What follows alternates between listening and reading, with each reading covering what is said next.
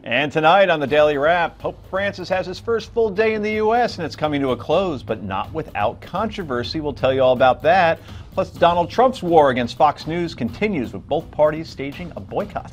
And did Hillary Clinton request a secret meeting with President Obama over her email server? Lots of questions. We got the answers. This is the Daily Wrap, live from New York City.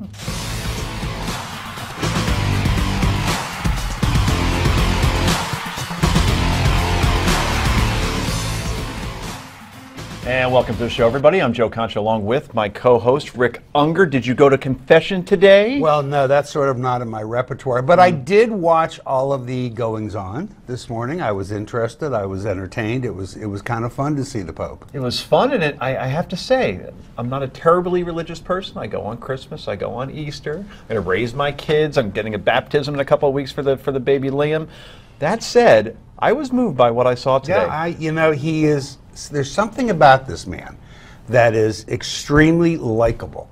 No matter what your religion is, no matter what your faith is, there's something about him that's so likable. Can I tell you my favorite part? Sure. You know my radio partner is Michael Steele, and Michael was covering it for MSNBC, and he was doing it in those hushed, respectful tones. The golf voice, yeah. And I wrote him a note. I said, "You're ready to handle golf tournaments now." Wow. I didn't even know you were going to say that. Yep. That's remarkable. Yep. But the way children were lining up on the rope lines, and just the looks on their faces, like they're seeing Taylor Swift, except it's not Taylor Swift, it's a Pope. It's fabulous. And the chances he takes, I so admire that. I mean, he's out there, he's exposed. He's he exposed. Gets with the people. You got to love this man. Speaking of somebody who's out there and is in front of the media often. And so exposed. Well, I didn't say that, but she is Philly's attorney, and America's pundit Heather Hansen is back, looking Irish. And finally, to her right, he's the assistant online editor for Commentary Magazine. Noah Rothman, who is actually Irish Catholic, is here as well. Thank you. Half figure. Halfsies. Halfsies, yes. The better halfsies. All right, let's get right to the Daily Download.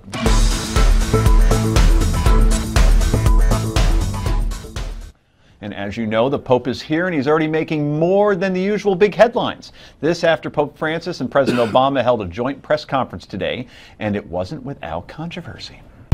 Mr. President, I'm deeply grateful for your welcome in the name of the all Americans.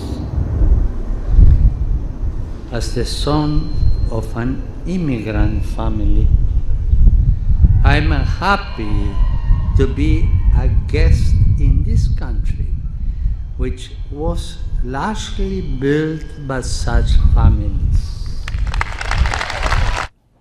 Obviously, the Pope is making a vile reference, maybe not so vile, to the current immigration debate, but he didn't stop there. I find it encouraging that you are proposing an initiative for reducing air pollution. Accepting the urgency, it seems clear to me also that climate change is a problem we can no longer be left to a future generation.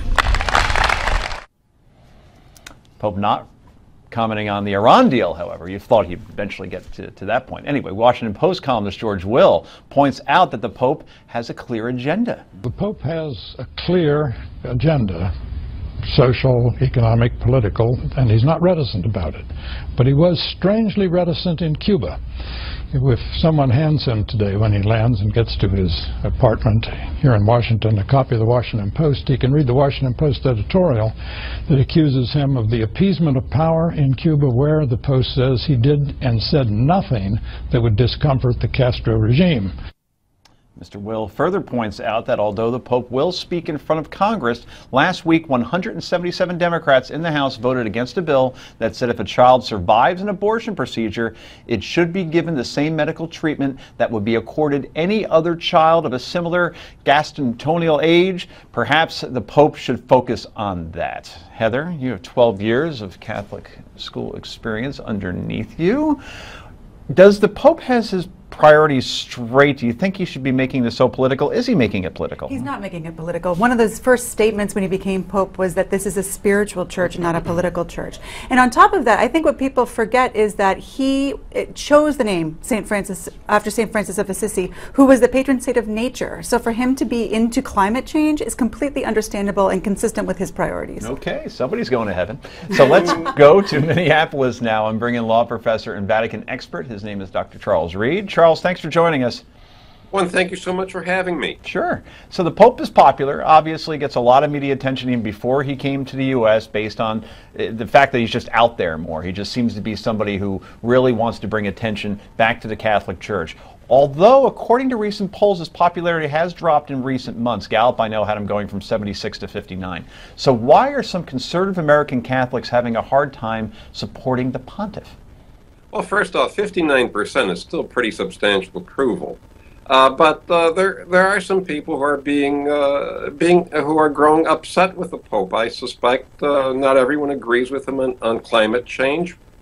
Perhaps not everyone agrees with him on immigration. You look at the immigration debate and you see substantial disagreement in this country. On the other hand, I'm with the Pope on these issues. I get it, but why bring it up, though, in such a politically charged environment as he did today? He could have talked about 1,000 different things. But instead of saying, I'm an immigrant myself, and I don't know, it just seemed to be, I could see some people definitely taking it the wrong way and saying, why is he making it political? Well, he didn't say anything that's not absolutely true. This is a nation founded in immigrants. He is simply stating bedrock, first-grade level American history. This is a nation founded on immigrants. Rick Unger, Dr. Reed, don't you think that we get a little bit carried away? He's the Pope. You don't have to agree with him about everything. All I know is at the end of the day, I see a man out there really opening himself up to people, trying to do good in the world. If you disagree with him on a point of view, so what? Why do we have to politicize everything? Well, I think one frame of reference we need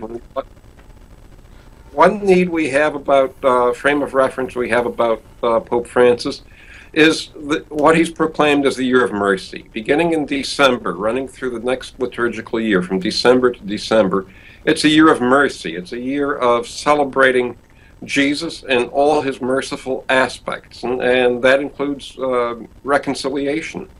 Well, Pope Francis called for religious freedom, and the president agreed. Let's take a listen to that. You remind us that people are only truly free when they can practice their faith freely. Here in the United States, we cherish religious liberty. So we stand with you in defense of religious freedom and interfaith dialogue, knowing that people everywhere must be able to live out their faith free from fear and free from intimidation.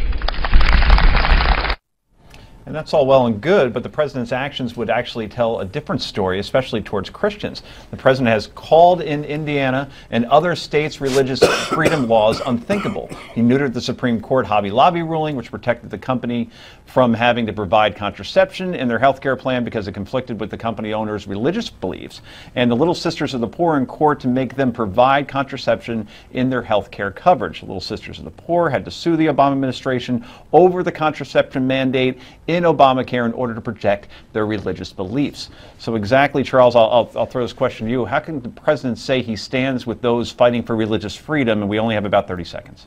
Well, religious freedom, and we have a constitutional commitment to religious freedom in this nation. It all comes down to where you draw the lines. Do you draw the lines where the Hobby Lobby decision did, which essentially protects for-profit corporations?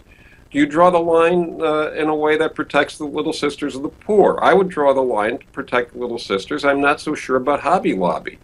But it's a matter of careful line drawing. And the president, I think, let's give him the benefit of the doubt. He respects religious freedom, but he's not drawing the line where I would. Okay. Well, Dr. Charles Reed, thank you so much for your input and for joining us tonight. We really appreciate it.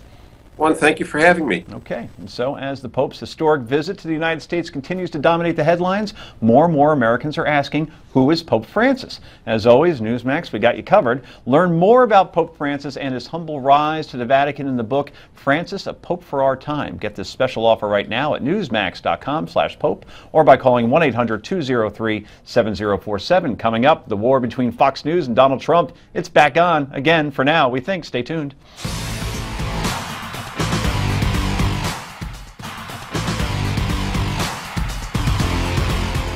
I'm going to put up a couple things at the bottom of the screen here, and we're going to figure out whether this was you or me saying these things. Okay, ready? Ready for a guess? Okay. I'm ready. Okay, ready? Here's the first one. We got Obama in there now, and the Chinese testing him, bing, bing, bing.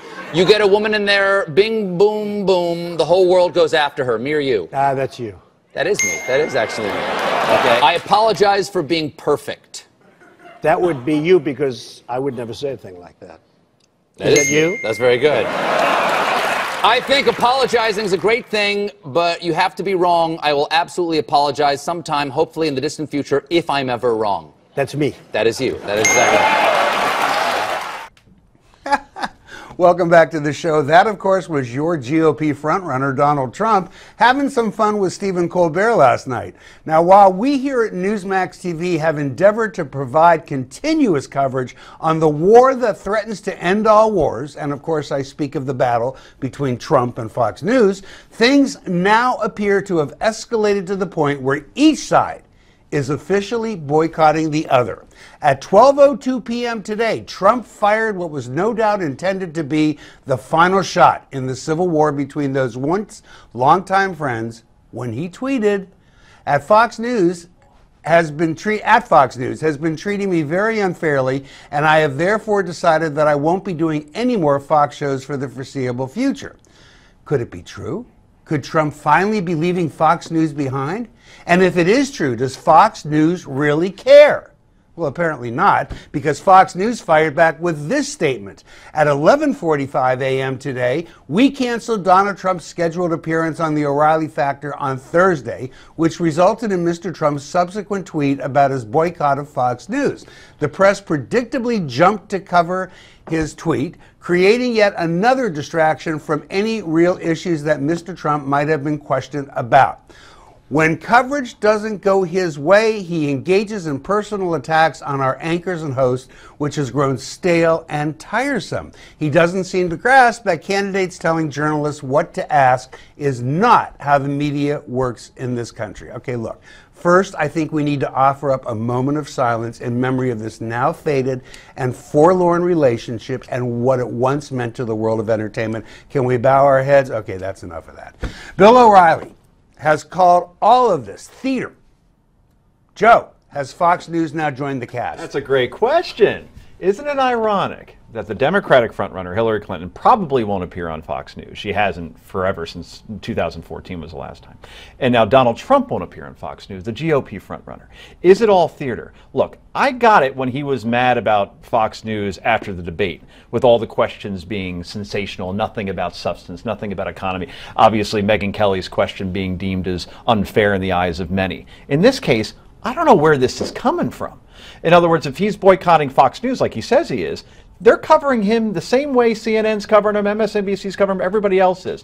But to Fox's point, he does pick fights on Twitter, particularly with Megyn Kelly, who has a practical obsession over. That's his thing. And it's gotten to the point where Fox says, you know what? We don't need you. We can still carry your speeches. We can still analyze you to death, so we don't have your interviews. Big deal. There's enough of you to go around where we don't need to interview you anymore. Is that true? Do they need each other, or can they get along just fine without each other?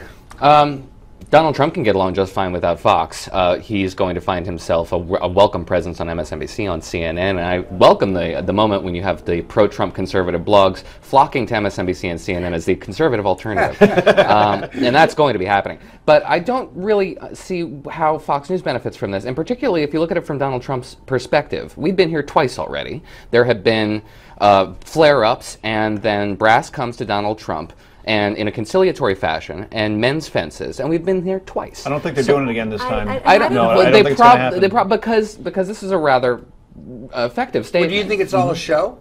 Well, I don't Not know this whether time. it's a show necessarily, because this statement, in the Fox statement, the press predictably jumped to cover his tweet. They are the press. So what we're doing is critiquing essentially every other medium and saying, now we're above it all. If they want to present that face to the public, we are above it all, we're going to critique this this obsession that you have with this celebrity candidate, All right, so then Heather- God bless them. Heather, go ahead. Well, I think that they are brilliant at Fox, and I think that they see that his star has hit its apex and it's going to fall down, and they don't need him anymore. No, and so that's- they have decided that they're going to move forward, but leave the party before being left. I'm not Maybe sure. we're the cynical ones, but that's exactly what I was thinking. They're I think brilliant. Fox realizes that this might be the moment in time Yes. to be just ahead of the fall. Where you could be principled, right? Yeah. I thought his star was falling, but then I see Colbert last night, and he gave Colbert his best rating since his debut. Yeah. Colbert's been beaten 9 out of 10 times by Fallon in the demo. Last night, he tied him. Why? Because he had Trump on. So I think Trump still attracts eyeballs. Oh, I don't think anybody's But disputing only in the that. late night setting. Maybe not so much in the Right, cable news setting, and because every interview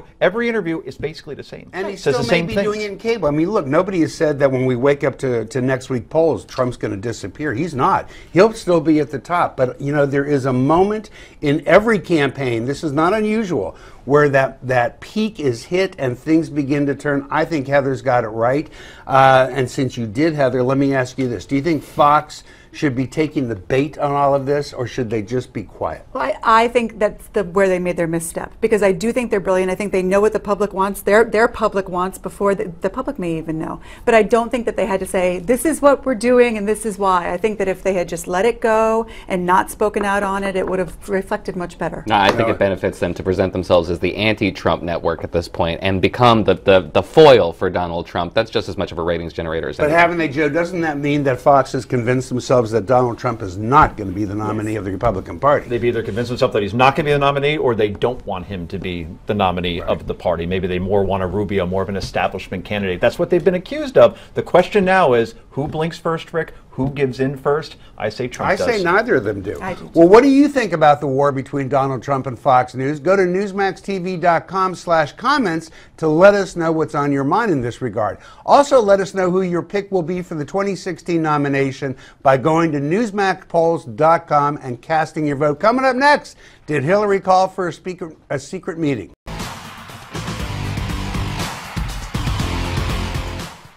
And welcome back to Daily Wrap. And a new revelation from best-selling author Ed Klein. Presidential hopeful Hillary Clinton believes President Barack Obama is responsible for the federal investigation into her private email server. According to Klein's book, Unlikable, The Problem with Hillary Clinton, the Democratic frontrunner, at least for now, called for a meeting in the Oval Office with Mr. Obama where she told the president she felt she was being, quote, persecuted for minor, meaningless violations, and the situation only grew more desperate from there. Apparently, when President Obama initially told Clinton that he didn't know what she was talking about, Hillary totally lost it and told the president, and we quote, at least according to Klein, "Call off your effing dogs, Barack."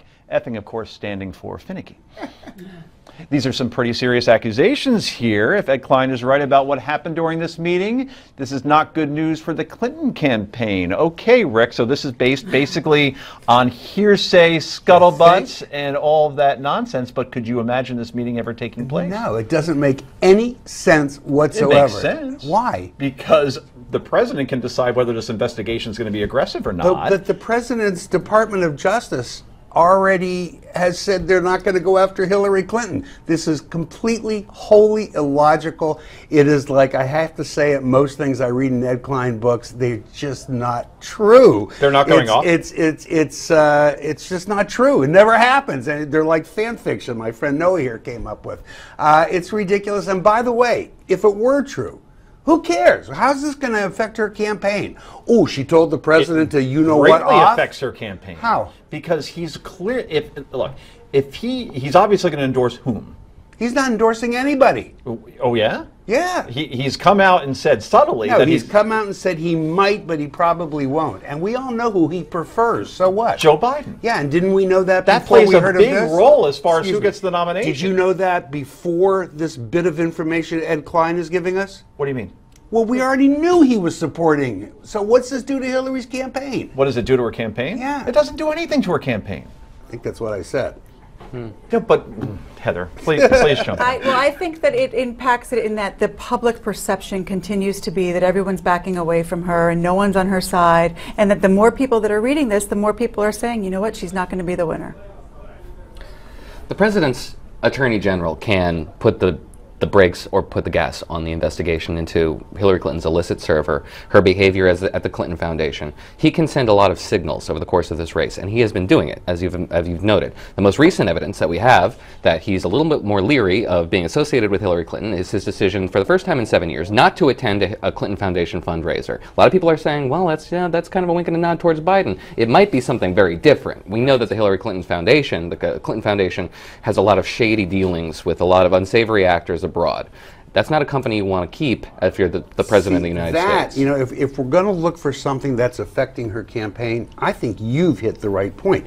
That is something. I mean, instead of making a big fuss, as all the media is today, about this thing that Ed Klein says happened, that I don't even believe happened, we should be talking about that. It is the first time that the president is not going to go to the foundation. Right, for the optics, clearly. And that says more to me about what he's concerned about. And by the way, I think it's more the second.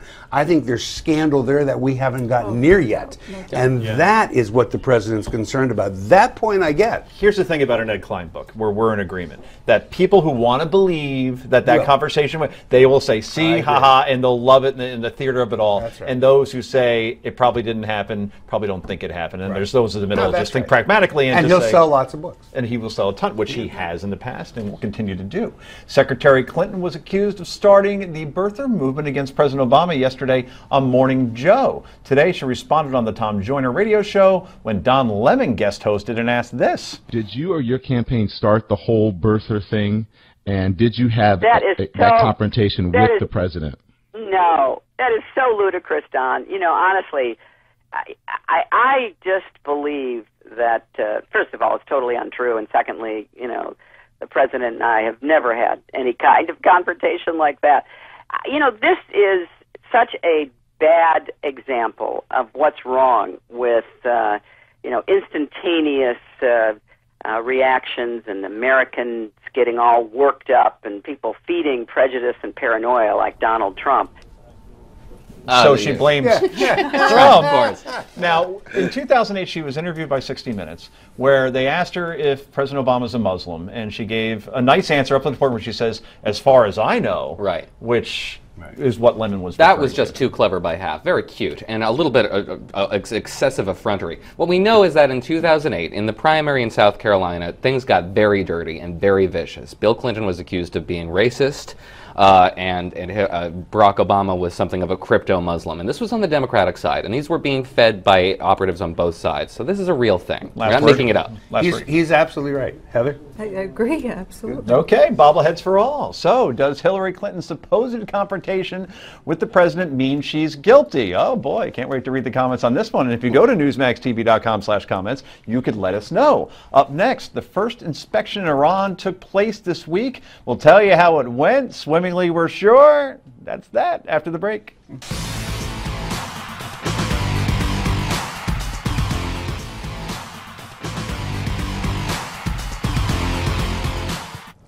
The first nuclear weapon site inspection since we made the deal with Iran regarding the nuclear weapons took place earlier this week, and already the critics have found some reason to complain. Apparently, the samples chosen from the Parchin military complex for inspection by the International Atomic Energy Agency were actually chosen by the Iranians themselves. While IAEA Director General Yuki Umano is insisting that the samples gathered meet the agency's strict standards, others are somewhat less than convinced. Department of Energy Secretary and nuclear physicist Ernest Moniz, one of the drafters of the Iran deal, appeared on The Late Show with Stephen Colbert last night to help put Americans worried about the inspection process at ease. My understanding is that they get warned before you inspect them, right? It's like 22 days, 23 days, something like that. Is it longer than that? Well, actually, is it longer than that? No, there is something called the additional protocol, which in its essence means it's the key tool for the inspection agency to go to suspicious sites, which had not been announced. If there's a suspicious site, do you have to call them ahead of time and say, we're coming, clean it up? Yeah. So, no. We call them first and say, we don't call them. The agency calls them and says, we want to go there in 24 hours. Now, the agency does that for any country today, okay? The trouble is, for most countries, for all countries now except Iran, there is no time limit. They can just roll it out. Here, we have now put in an agreement that discussion with the country, Iran, can only go for 2 weeks. And if they haven't solved it in 2 weeks, then we have 10 days to provide access. So it's the first time there is actually this requirement to cooperate. Is it me? Did any of you understand that? I was lost. Well, I was lost in his hair. I did. Well, please, Noah. What was he saying? Yeah, he's saying exactly what Stephen Colbert said, is that we have 24 days. At which point they can either agree or disagree with this. What was the 2-week thing? The 2-week thing is at which point we all agree to disagree. And then we have another 10 days where we all gather around the table and Iran joins the table, and then we discuss whether or not they're going to allow access to this site. At which point everything's going to be gone, and they're just hoping that the residue left over is going to be picked up in the process. We all said this was going to happen. All right, so then Colbert asked what's been on a lot of Americans' minds, including our own. Can't they just use that 24-day period that they get to just clean everything up? Can't they clean everything up? Can't they go, see, yeah, sure, you can come in now. There's nothing here. That's what people who are afraid of this deal are saying. How is that wrong? There have been allusions to throwing drugs down the toilet. Yeah, it doesn't work that way with nuclear material. So all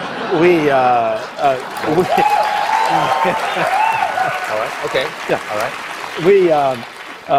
First of all, we already have a history of catching this after 6 months, let alone 24 days. Secondly, we've done experiments in our laboratories. It's really, really hard to clean up nuclear particles. Okay, so here's where I do get a little bit confused. I buy what the Secretary said on that last part. I do believe that it's hard to clean up nuclear materials in just 24 days. It stays longer. But if the Iranians are picking the samples that are being tested, how do we even know that it came from that facility? This is a fixed fight, right? Hey, you're right. I can't stop looking at his hair. And I keep saying, he does need a haircut. Did they dig up John Adams and then decide to put him, is this the reincarnated I feel like my version? parents when I was in college, but cut your hair, man. We used this example before, I'm going to use it again. This is like giving Tom Brady and the New England Patriots the right to inspect the balls before they take the field. This is a fixed fight, Ricky. I mean, I want to make the argument for the administration. I do. I don't know how to make that argument because I'm not going to make an argument where logic completely fails. I will buy the part that those 24 days will not cover up a nuclear signature. Right.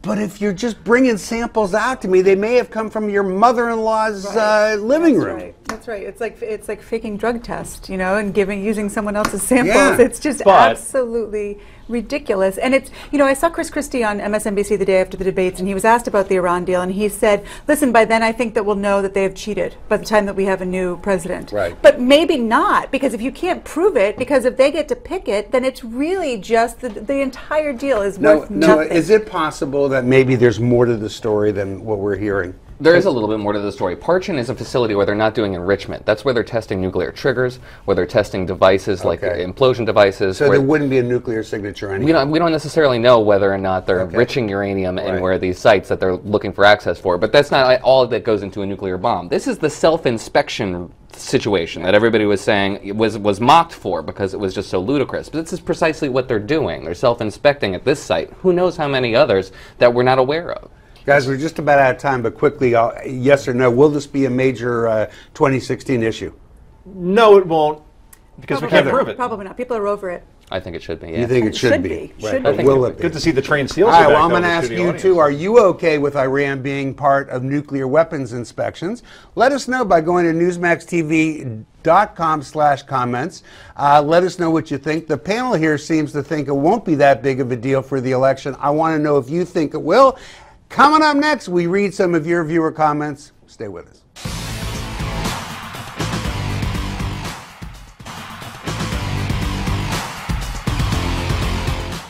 And welcome back to Daily Wrap. Let's read some of your viewer comments. Last night, we asked you if Donald Trump was right to nitpick over the Today Show using the CNN poll over their own NBC poll to make Trump look bad. To recall, CNN poll had Trump dropping 8 points, NBC monkey poll had him up 7 points. Yet they led with the CNN poll on their own network, which Rayshawn says, well, it's obvious that NBC is part of the drive-by media. Where'd you get that saying from? They would rather show the CNN poll over their own because Trump dropped in the CNN poll and he gained in the NBC poll, as we just mentioned. Okay, good stuff. Hard to argue with. Debbie says the majority of the media has been down on Trump. They have called him names, picked on every word out of his mouth, and they gave him much tougher debate questions than any other candidate. When has anyone in the media ever applauded Trump? And I'm laughing because we kind of do here. And he has brought up some great subjects that deserve applause. Okay, let's transition because it's right off the press, right here from Rayshawn, who says, if this was a conservative pope talking about gay marriage and abortion, I could hear the left saying separation of church and state. I'm so sick of minority, liberal, left-wing nuts of America representing me, conservatives. So, on the Pope, by the way. He's got a point on that first part. He does, the second part. The second part, not the first part. Yeah. Okay, very good. What we didn't get to talk about too much was his trip to Cuba before he came to the U.S. And I know you had some thoughts on that. Yeah, I think that comment makes a lot of sense, actually. Everybody's being something of a cafeteria Catholic, as it were, picking from what we like and what we don't like out of this Pope. But the Washington Post sort of accused him of giving succor to the Castro regime, and I think that's sort of a fair criticism. They might not want to arrest the embrace of Catholicism that's going on in Cuba, but one of this Pope's predecessors, John Paul II, when he went to Poland in 1981, he made a very strong point of giving dissidents a lot of hope and of sticking a needle in the eye of the Soviet Union, and that lasted. I think that's something that this Pope it's a legacy this Pope hasn't valued very much. That's a good point. Go ahead. Just to follow up on what I was saying, what I agree with that commenter is we do pick sides invariably. If this Pope was more conservative, as he says, yeah, the liberals would be jumping all over him, and now conservatives are jumping all over him because they see him as liberal. Why can't we just recognize that the Pope is not a government leader in the sense of a president? Let him say what he wants to say. He is, though. He's the head of state. He's the head of state of the Vatican. It's not a world power, let's face it. It's not what it's not. We look to him for something else. How many divisions does the Pope have? The people who are standing on the streets are looking to him for none of these reasons. That's right. They're looking to him for hope and love and right. a lack of fear. Cable news likes it for ratings. And well, yeah, we play with it because we get to do this about it. But, you know, the guy's a good man. You know, yes, I may agree with him more than other popes, but I always respected other popes, too. Their purpose in life is a pretty damn noble purpose. Okay, so. Cardinal Rick Unger. Moving on, the Duke says the media are completely biased and unfair. For years, they've been trashing pro-American candidates. I've stopped watching Fox and have become to Newsmax because you, Joe Concha, seem pro-American and fair. It doesn't say that. Fair to Trump, too. I think we're fair. We call like the other commenter that we are fair to Trump. I think we're just fair in general. I think, honestly, if we could come back on me for a second, and Rick could get camera here as well. We see a story. We call it like we see it. There's no meeting beforehand like, what are we going to do to make this person look bad or good? This is all candid, unfiltered, and we thank you for watching. Ricky. And we also have some comments on Ben Carson. Richard says, I was quite disappointed in Ted Cruz and Carly Fiorina, stars in my opinion, who criticized Ben Carson for his opinion on a Muslim president. He never said or even implied that a Muslim president wouldn't be constitutional, but both Cruz and Fiorina, especially Fiorina, acted like he did. Okay, and Daniel says Islam is a form of government as well as a religion. This is why you hear the phrase, quote, the Nation of Islam. It drags with it Sharia law. Navy SEAL Jonathan Gilliam could have explained this if you did not shout him down, Unger. Have you seen Jonathan Gilliam? Nobody shouts down Jonathan Gilliam, so I don't know about that. But this person is obviously agreeing because Angelo says, I think Mr. Unger, please call me Rick, is missing the point. It is not an issue of prejudice concerning the subject of voting for a Muslim. It is more a concern for Sharia law coming into being. That would be unconstitutional. Yes, it it would, as well as un-American. I just want to say this quickly about that. You're right. And that's precisely the point. Our Constitution sets up our system of laws. In fact, we have one state in this country that does follow a different system, right? Louisiana, civil law, which is based on French law. Ours is based on English law. So that's the whole point. We're not getting Sharia law. Go ahead. I'm sorry. Quick jump in. It's too much. Okay. She knows where to pick her battles. All right. Well, remember, if you want to weigh in on any of the issues we talk about here in the show, be sure to go to newsmaxtv.com/comments. There it is. And let us know what you think. Also, as the Pope's historic visit to the United States continues to dominate the headlines, more and more Americans are asking, who is Pope Francis? As always, Newsmax got you covered. Learn more about Pope Francis and his humble rise to the Vatican in the book, Francis, a Pope for Our Time. Get this special offer right now at newsmax.com/pope or call 1-800-203-7047. Up next, it's happy time. It's time for Yay or Nay. This is the Daily Wrap.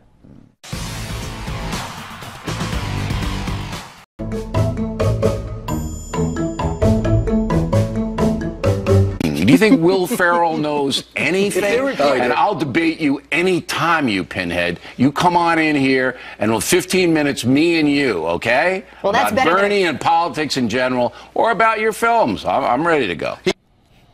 Welcome back to Daily Wrap. It's time for Yay or Nay. That, of course, was Bill O'Reilly on Fox and Friends yesterday, challenging actor-comedian Will Ferrell to a debate over Ferrell's endorsement of Vermont Senator Bernie Sanders.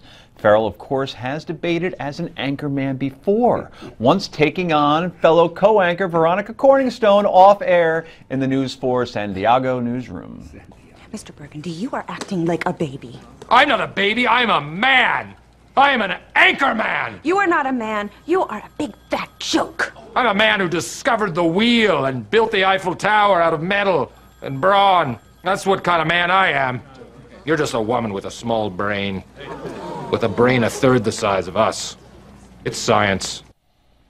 That's true. That is scientific. 1/3 the size, Heather. Heather. Anyway, just a movie.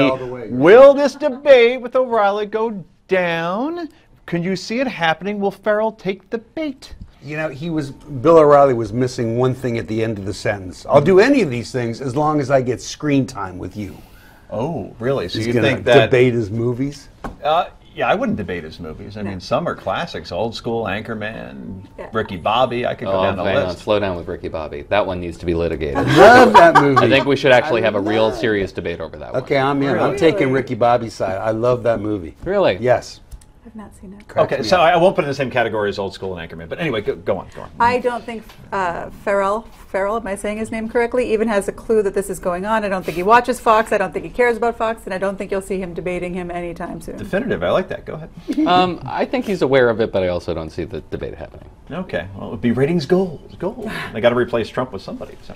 Apparently, if you want to meet up with former Secretary of State Hillary Clinton, all you have to do is ask her on the Twitter. That seemed to work for Black Lives activist DeRay McKesson, if I'm pronouncing that correctly, when he sent out this tweet at Hillary Clinton. We look forward to the details of your criminal justice platform. Will you be available to meet before this release? To which Mrs. Clinton replied, at DeRay, let's meet. We want to hear from anyone ready to address this urgent problem and work towards solutions. Our team will follow up. Okay, forget Trump's The Art of the Deal. Should Hillary Clinton write The Art of Pandering? Yay or nay? That's like so insanely unfair. Really? No, I think it's unfair. And if she had said buzz off, you'd be criticizing her for saying buzz off. Rick, if I tweet her and say, let's talk about women's issues tomorrow, she's not responding to Heather Hansen. She probably won't to you, but she did to him, so what's wrong with that? Because she did it publicly. That's right. She got a lot of bad press. She got a lot of bad press from the Black Lives Matter movement for shutting it out at one of her most recent events. She needs African-American voters to keep her campaign aloft. According to the Bloomberg poll, she is collapsing. If they go, it's all over. So she needs to pander. This is a pander. If she had written back and said, I don't have time to talk to you, you'd be criticizing her. Don't say anything. Or why couldn't her team reach out to him privately? Why does she need to put it in a big fat tweet for the entire community? Why does she need to campaign that, you know? Well, campaigning is pandering. Okay, moving on. Finally tonight, New York Yankees legend Yogi Berra passed away this morning at the age of 90. Unfortunately, a typo in the Associated Press story is getting the most attention. Take a look at the headline of this AP story. New York Yankees Hall of Fame catcher Yogi Berra has died. There are really no words for this, probably an honest mistake, but should AP change their name to from Associated Press to Absolutely Pathetic? Yay or nay? First, forget that actually. It was a mistake and we'll move on from that. Yeah. Yogi Berra, 10 World Series, right? A manager. Obviously, an icon afterwards for all of his sayings. It ain't over till it's over. It gets late early around here. When you hit a fork in the road, take it. Yeah. All that stuff, right? But what people forget, that he was a gunner in the Navy at D-Day, at Normandy. Right. And this is the middle of his career. Hurt, came home with a Purple Heart. Amazing man. Agreed. One of the greats of baseball. He really is. Yeah, part of a generation that will be missed. Absolutely. Just the greatest life ever, right? I mean, baseball and managing and serving his country. Good stuff. Anyway, that's all for tonight. I'm Joe Concha. On behalf of Rick Unger and the rest of our great panel, I want to thank you for joining us tonight. The Steve Ballsberg Show. That's coming up.